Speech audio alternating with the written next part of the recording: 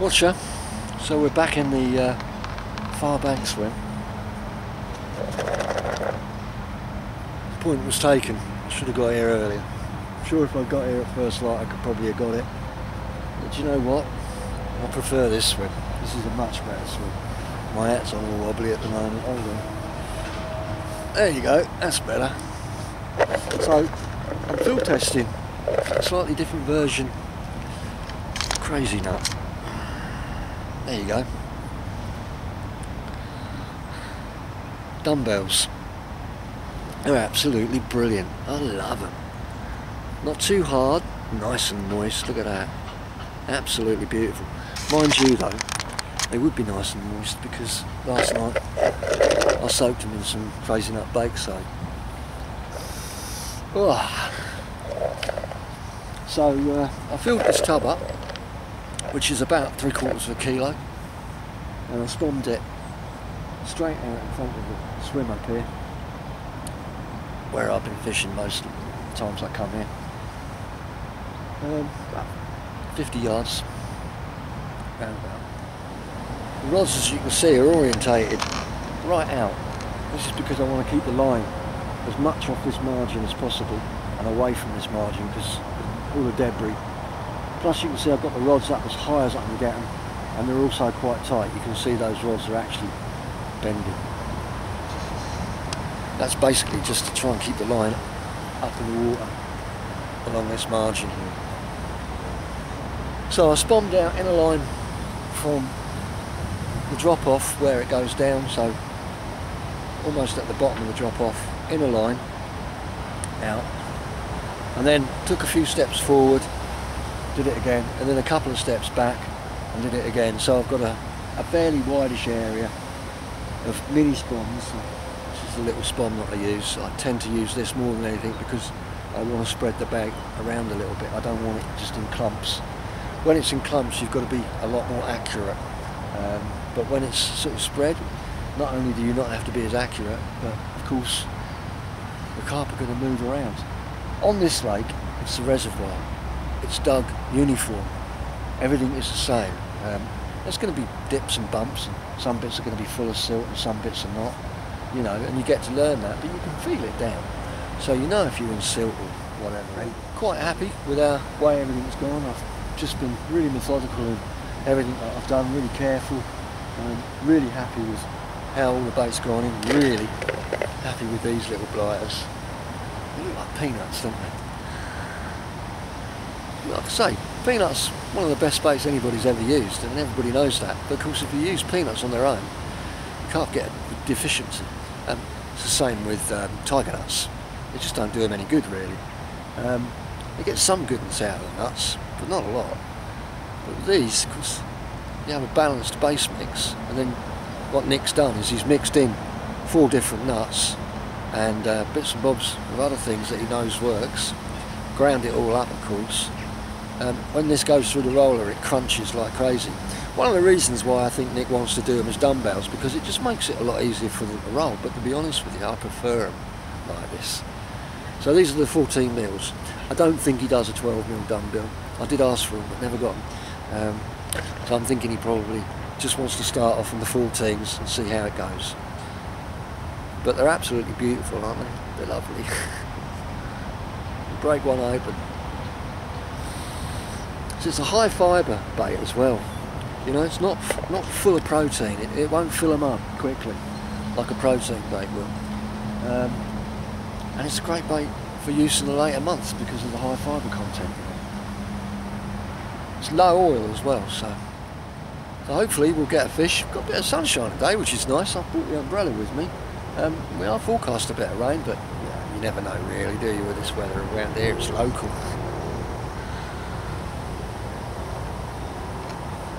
But we've got a nice wind, as you can see, pushing straight into this area. There you go. Left down rod.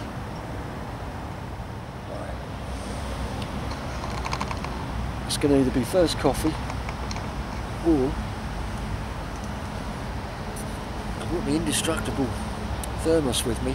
This has got leek and potato soup in it with a dash of mustard. Do you know what? I think I might just start on this. I've had coffee already this morning, and I am trying to cut down. You watch them rods.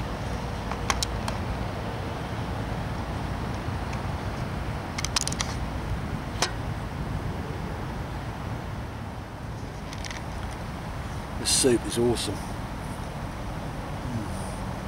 Just the right amount of mustard as well. You've got to be really careful with English mustard. You can easily overpower everything.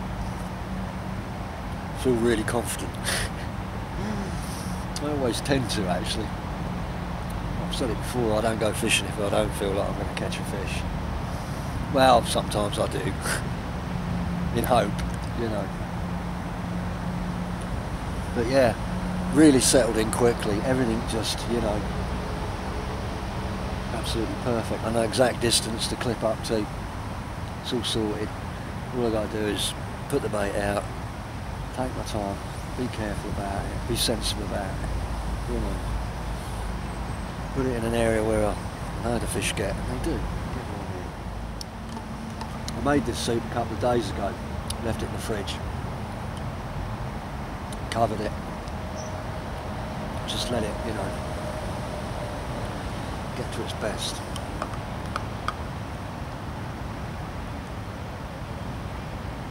I ain't even got to the chunky bit yet. That's still at the bottom of the flask. Oh, I think I'm going to have some more of this. Hold on. See if I can get some of the chunks at the bottom.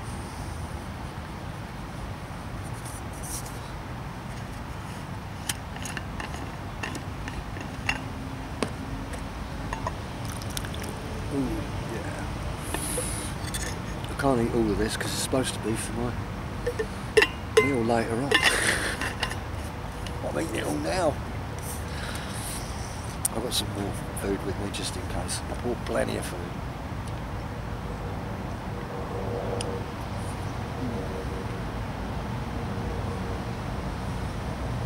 So I was down here yesterday. It was an absolute grueler. I was over there in the island swim, and the wind was hacking in towards me. It was raining.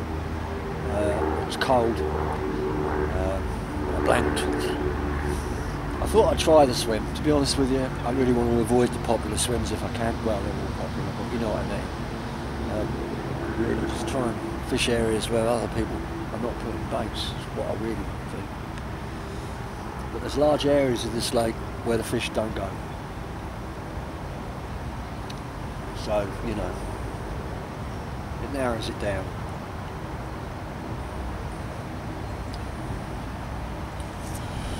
Right.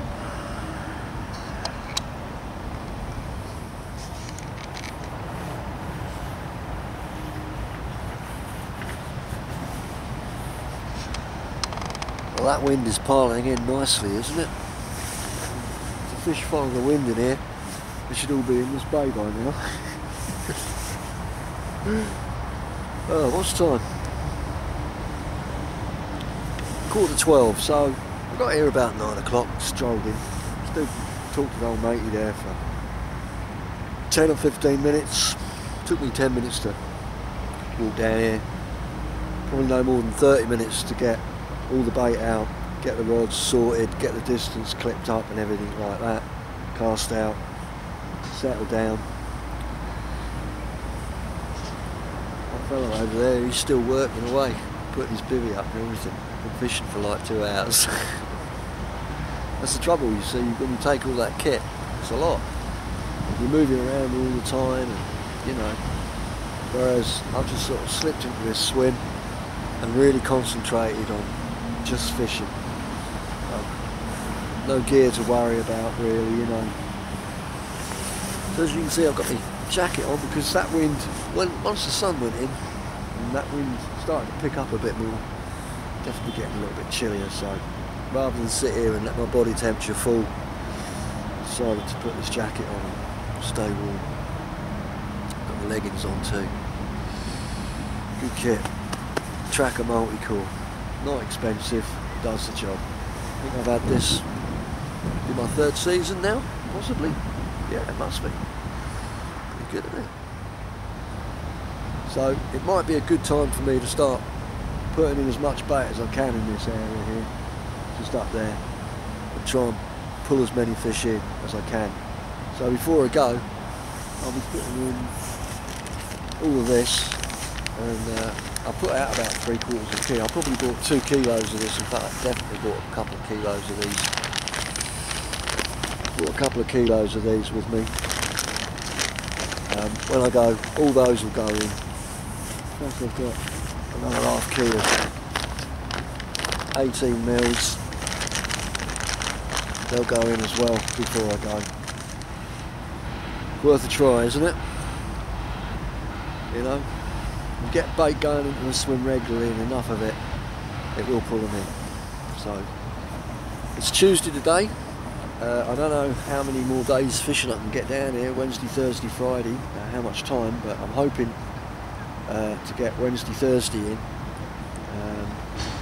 So if I put in a load of bait tonight, tomorrow, you never know, Thursday could turn up with a few fish.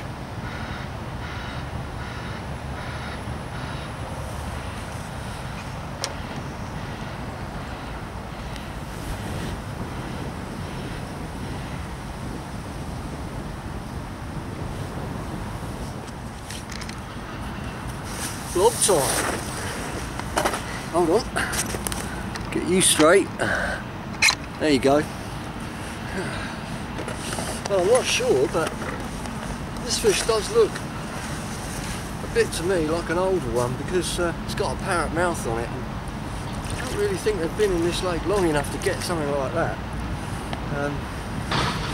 Yeah, let's. I think this is your best side, isn't it, mate? Hold on. I haven't even weighed it yet.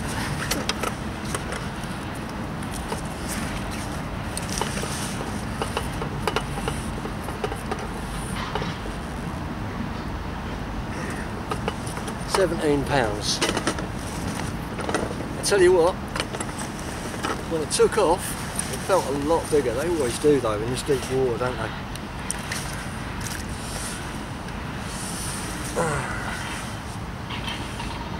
Nice colours, look at that.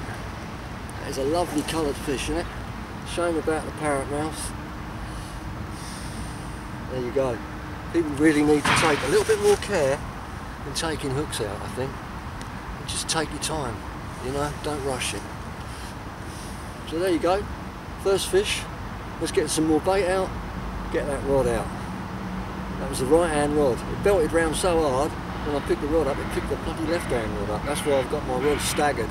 One pulled back and one pushed forward. I think I'm going to have to turn them in a little bit more. Always good to get a result, eh? Right, let's slip it back. Time's a wasting.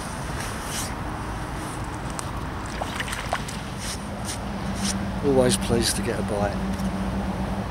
I think, you know, first and foremost with me, it is about getting bites. It's about, you know, trying to find out something, find the questions, find the answers, get a result. I love that. I always want a bigger one, of course. We all want to catch the big ones, but now and again you catch fish like that. Lovely colours, but a little bit beaten up around the mouth, I must admit. It always saddens me when I see that, because there really isn't any need for it. Hooks will come out quite easily if you just take your time. I think the most important thing, obviously, when you're taking a hook out is to try and make sure that the fish is in the right position and rested, you know, and that you can control the fish. But it's not always possible, but even so, I think the greatest care really needs to be taken when you're taking the hook out. These little microbarbs, they do tend to come out really quite quick and easy, and I have experimented with, you know, squashing the barbs, filing the barbs down and using barbless hooks. I've never been a fan of barbless hooks. They tend to jump around in the mouth a bit too much for my liking. They do damage, there's no doubt about it. You need a hook that just stays where it is, really, and doesn't move around. That's what you want. So a microbarb, you know, really can be helpful. And I think filing it down just a fraction can be helpful too. even squishing them, because you still have that lump, and that tends to help to stop it from popping out. But you know, but lovely colours of fish, nice to get a result. I've just put in another 2-3 handfuls, spawned them out. Probably about a third of that full, maybe a bit more. So they're eating the bait. I knew they would be. There's enough crazy nut going in this lake now. Crikey, tens of kilos. And I fished this swim a number of times and put in quite a bit of it in front of that swim there. So, you know. And let's hope we get one of the big ones, eh? That's what we're after. We're after the monsters. That's what we really want. You know, because we can catch fish that size, that condition, pretty much anywhere. But it's good to get a result. As you can see, I'm well placed. So, fresh rig on. I've changed my rig actually. The reason I've been sort of switching around this year between braid and coated braids for my pop-up rigs. My bottom bait rigs never change. It's just £20 mainline and a nice sharp hook. But the pop-up rigs, for some reason, now and again been coming back tangled, especially the ones with the softer, you know, like the braid. Obviously, that tangled just almost every other time, so I just stopped using that. And some of the coated braids, not so good. So I've gone over to basically £20 IQ as a boom, 7 inches long, and then on the end of that I've got a little braid hook, a hook type of braid, and that's just fitted onto the end of the boom with a Mahine knot. Really neat, quick, easy and efficient. Works well. Well, I might as well show you one. I've got one left. This is one I actually made 3 7s and I made 1 8 as well, but so there you go, that's the £20 IQ. Now the thing that I want you to notice here is you see this stiff sleeve. Well, obviously that's used to push over the crook, but it also helps on the cast. And this is the thing, when it casts it goes back on itself like this, you see. So this boom helps to keep it away from the line. But what I've also done is I've made a big figure of 8 knot here, so that's doubled. That's 2 strands of £20 IQ in there, and that's made it a heck of a lot stiffer. So it's staying away from the line a lot more, and also with the boom, the £20 IQ, because it's so stiff, again, helps it all to stay away. And then on the end there's a little Mahine knot under that Foxy pop-up weight, and that's it. Real simple, easy, efficient, does the job. A little bit more complicated to tie, but actually once you've tied sort of half a dozen of them, you know, it becomes easy just like everything else. But it's virtually a tangle-free rig, and yesterday I put out a rig and I brought it back in and it was tangled, so I did a load of casts with it down the lake, as it were, and it came back tangled a couple more times.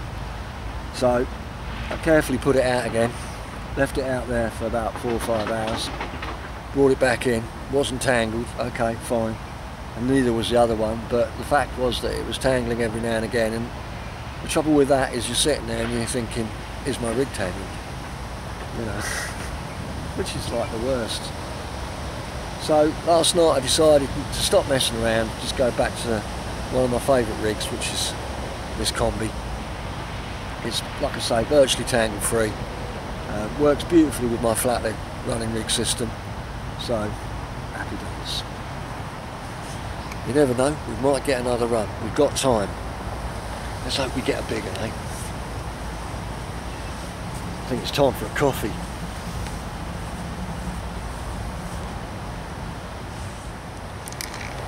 The wind is hammering in, lovely. The south bank is really getting it today.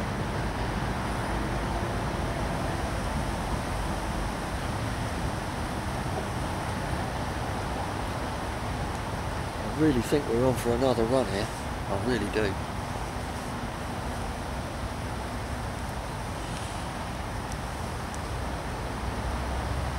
It's only 1 o'clock. We've got another 6 hours. Excellent.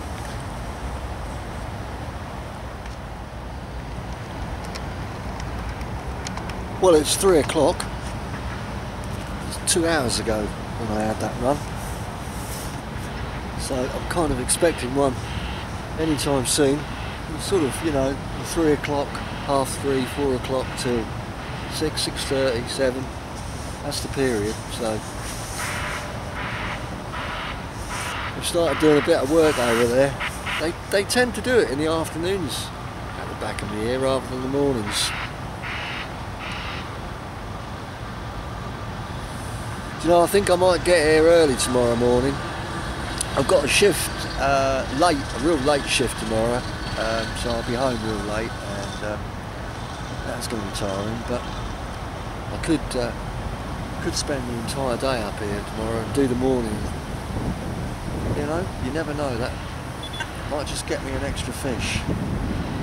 Makes for a long day, but you know, what with going to work as well, I think it could be worth it.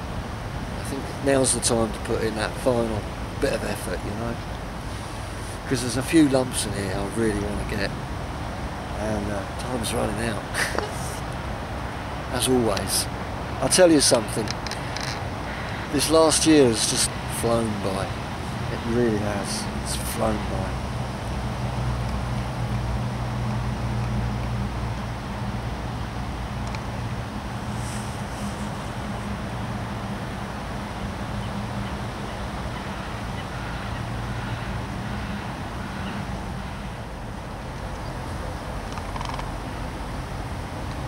Well, it's 5 o'clock, so we've got a couple of hours left before it gets dark. An hour and a half actually. It gets dark at about 6:30.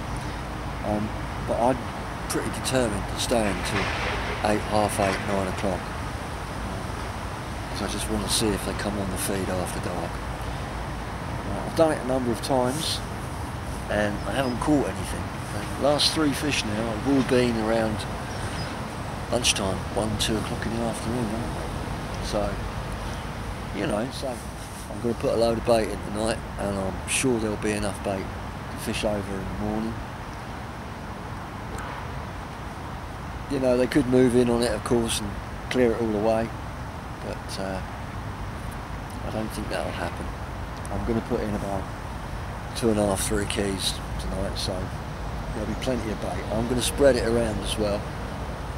A large area and outwards, sort of in a line, because I basically want to cover as much area and intercept as many fish as possible.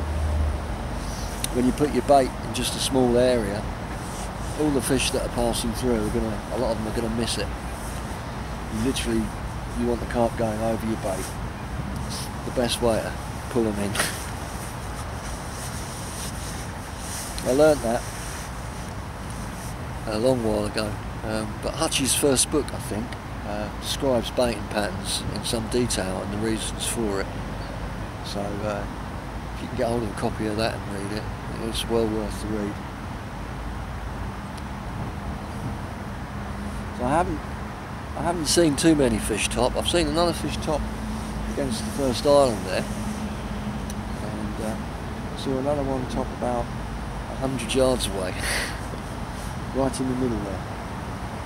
Nothing along this side here yet. We've got some rain due any time now as well. And if you look up there, we've got a lovely, beautiful rainbow. Isn't that absolutely stunning? That's lovely, isn't it? Okay, I can feel the drips and the drops coming now, so I'll have to get the umbrella out, put the camera away.